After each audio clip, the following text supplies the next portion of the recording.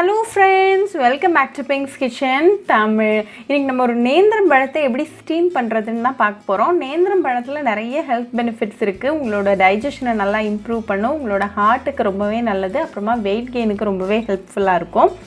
இது ரொம்ப ஈஸியா பண்ணிடலாம். சோ அந்த ரெசிபியை பார்க்கறதுக்கு முன்னாடி இதுக்கு தேவையான பொருட்கள் என்னென்னன்னு பார்த்துட்டு வந்துடலாம்.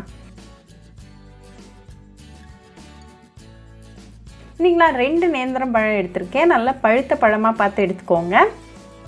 இது ரெண்டா கட் பண்ணிருங்க. இதோட ஓரங்களையும் கட் பண்ணி டிஸ்கார்ட் பண்ணிருங்க.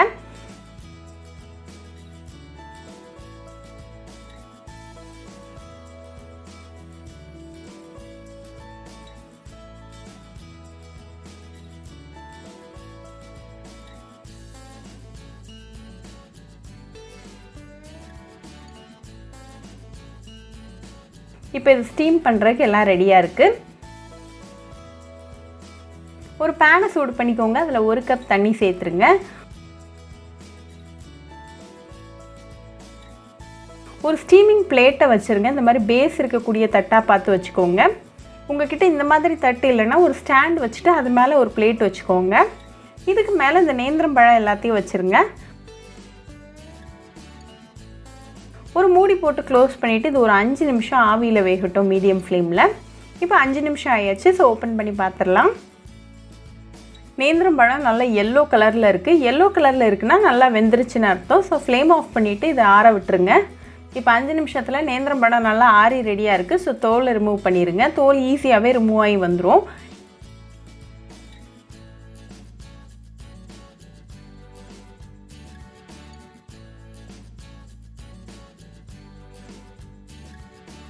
இப்போ இதை உங்களுக்கு பிடிச்ச திக்னஸில் ஸ்லைஸ் போட்டுக்கோங்க.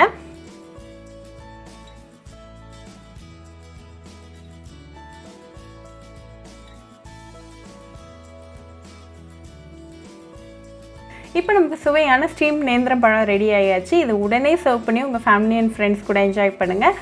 உங்கள் குழந்தையோட ஹெல்த்துக்கு இது ரொம்பவே நல்லது. ரொம்பவே ஈஸி, ஹெல்தி அண்ட் இன்ஸ்டன்டான ரெசிபி. ஸோ கண்டிப்பாக இந்த ஸ்டீம் நேந்திரம் பழம் ரெசிபி உங்கள் வீட்டில் ட்ரை பண்ணி பாருங்கள். ட்ரை பண்ணிவிட்டு எப்படி இருந்துச்சுன்னு எனக்கு கமெண்ட்ஸில் சொல்லுங்கள். இன்னொரு சூப்பரான ரெசிபியோட உங்களை வந்து பார்க்குற வரைக்கும் பாய் ஃப்ரெண்ட்ஸ். உங்களுக்கு இந்த வீடியோ பிடிச்சிருந்தால் லைக் பண்ணுங்கள், ஷேர் பண்ணுங்கள், கமெண்ட் பண்ணுங்கள் அண்ட் மறக்காமல் சப்ஸ்கிரைபும் பண்ணிடுங்க. கூடவே பக்கத்தில் இருக்க பெல் ஐக்கானையும் கிளிக் பண்ணிக்கோங்க. அப்போ தான் நான் போடுற வீடியோஸ் எல்லாம் உங்கள் நோட்டிஃபிகேஷனில் வரும்.